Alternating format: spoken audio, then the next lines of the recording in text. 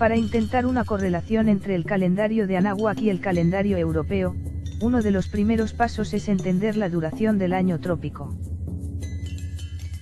En términos sencillos, se llama año trópico, también llamado año solar, al tiempo que tarda la Tierra en completar su órbita alrededor del Sol, que para un observador significa la vuelta del astro al mismo punto del cielo. La duración del año trópico se ha calculado mediante métodos modernos en 365.2422 días, lo cual es equivalente a 365 días, 5 horas, 48 minutos y 45.9 segundos. A partir de este dato es que debemos ir ajustando nuestros calendarios, pero antes hay que conocer el funcionamiento de los mismos. El calendario de Anáhuac es un sistema basado en meses de 20 días y semanas de 13, que se combinan para lograr un consecutivo que tiene grandes aplicaciones astronómicas. Esto es debido a que sus inventores, los olmecas, eran un pueblo con gran adelanto en esta ciencia. Hay excelentes tratados en la red sobre el tema, así que para efectos de este trabajo únicamente diremos que actualmente existe polémica respecto al punto en el cual año solar en este sistema. Así, por ejemplo, existen quienes opinan que debe iniciarse el 12 o 15 de marzo, mientras algunos otros recorren el punto de inicio del año hasta el 12 o el 21 de febrero.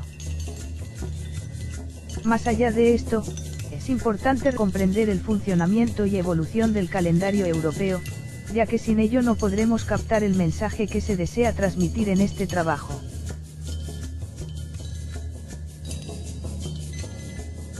El calendario europeo tiene una larga y accidentada historia, pero entre los años 300 y 400 después de Cristo, el denominado calendario juliano, llamado así en honor al emperador romano Julio César, termina de ser estructurado en su totalidad.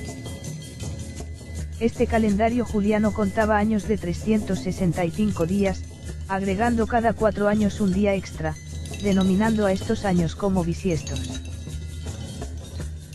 Esto significa que el año en el calendario juliano era calculado a 365.25 días, ya que si contamos 3 años de 365 días y uno más de 366, dividiendo luego el resultado entre 4, obtenemos como producto 365.25. Convirtiendo los decimales en unidades diremos que el año juliano duraba entonces 365 días y 6 horas. Son estas 6 horas las que se acumulan cada 4 años para dar un día de más, ya que 6 más 6 más 6 más 6 es igual a las 24 horas del día bisiesto supernumerario. No obstante, tal como dijimos antes, la duración real del año trópico o solar no es de 365 días y 6 horas, sino de 365 días, 5 horas, 48 minutos y 45 segundos. Esta diferencia de poco más de 11 minutos origina que después de determinado tiempo se acumule un día extra, el cual adelanta el inicio del año, desajustándolo astronómicamente. Esto último sucede cada 128 años aproximadamente. Este desfase originó que, para 1582, el calendario juliano había acumulado, en sus poco más de 1200 años de existencia, una diferencia de 10 días de adelanto respecto del año trópico real. Esto fue notado por los estudiosos europeos cuando se dieron cuenta de que el equinoccio de primavera, que en el año 325 ocurría el 21 de marzo, estaba ocurriendo para entonces el 11 de marzo. Por esta razón, en 1582, el Papa Gregorio XIII ordena la aplicación de una reforma calendárica que consistió en la supresión de 10 días, para compensar el desfase astronómico que el calendario juliano venía arrastrando. De este modo, del día 4 de octubre de 1582, pasamos al 15 de octubre, sin más. Son 10 días que nunca existieron, y que representaron el error astronómico que el calendario juliano tenía. Al mismo tiempo, se cambió la dinámica de aplicación de los bisiestos, que anteriormente se contaban siempre cada 4 años, ordenando que a partir de ese momento no se aplicaran en los años que fueran divisibles entre 100, a menos que lo fueran entre 400. Esto significa que, a partir de 1582, se eliminaron los días extras que se deberían haber aplicado en los años de 1700, 1800 y 1900, ya que estos 3 años, que deberían haber sido bisiestos, no lo fueron, al ser divisibles exactamente entre 100, pero no entre 400.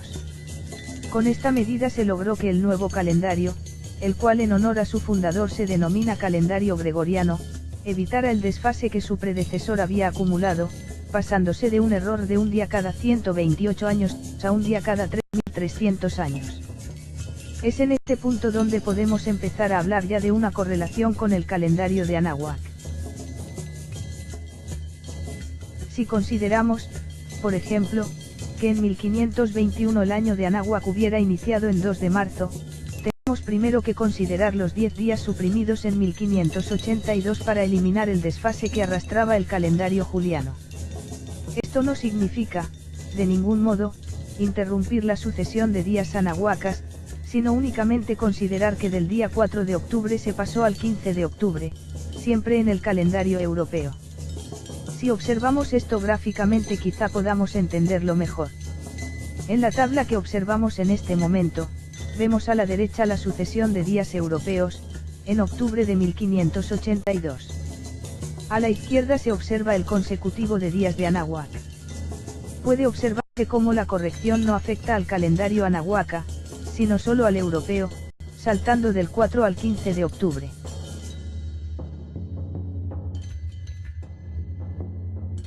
Estos 10 días son la razón por la cual un año que en 1521 hubiera iniciado en 2 de marzo, en la actualidad estaría iniciando en 12 de marzo, ya que al tener en cuenta la eliminación de dichos días que tuvo lugar gracias a la reforma gregoriana, llegamos a esa fecha actual.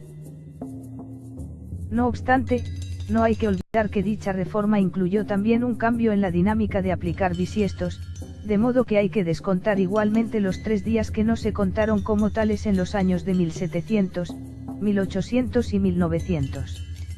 En la imagen que observamos ahora, vemos cómo hacer esto tampoco afecta el consecutivo de días anahuacas, ya que en este ejemplo, lo único que sucede es que del 28 de febrero de 1700, se pasó al 1 de marzo. Es decir que 1700 no tuvo 29 de febrero, aun cuando es divisible entre 100, porque no es divisible entre 400. Lo mismo sucedió con los años de 1800 y 1900. De este modo, si volvemos al ejemplo del año con inicio en 2 de marzo de 1521, notaremos que, al considerar los 3 días bisiestos omitidos gracias a la reforma gregoriana, más los 10 días que previamente habíamos considerado, actualmente ese mismo año estaría entrando 13 días más tarde, esto es, el 15 de marzo. Pero, no obstante, recordemos que la duración del año tropical no es de 365 días y 6 horas, sino de 365 días, 5 horas, 48 minutos y 45 segundos. De no tener en cuenta este hecho, obtendríamos un calendario equivalente al juliano, en términos de error astronómico, y recordemos que los antiguos anahuacas se caracterizaron por su depurado manejo de la astronomía. Así que, haciendo cálculos, notaremos que en los 493 años que median entre 1521 y 2014, caben 3.85 periodos de 128 años, esto es, el año trópico real se ha desfasado esa cantidad de días respecto al aparente. Redondeando los números, esos 4 días de diferencia deben restarse a la fecha en la que actualmente entraría el año anahuaca. Entonces, para un inicio en 2 de marzo de 1521, el resultado es que, actualmente, el año nuevo entra no el 15, ni el 12, sino el 11 de marzo. En resumen, para mantener el calendario anahuaca calibrado astronómicamente, debe considerarse la duración real y no la aparente del año solar. Esto implica, en términos prácticos, sumar 9 días a la fecha en la que nosotros consideremos que el año iniciaba antes de la llegada de Cortés. Esta misma regla puede aplicarse para otro tipo de años, siempre sumando 9 días a la fecha que tomemos como referencia. Así, para un año iniciado en 2 de febrero, actualmente la fecha astronómica correcta sería el 11 de febrero, y para un calendario que arranque en 12 de febrero, sería el 21 de febrero.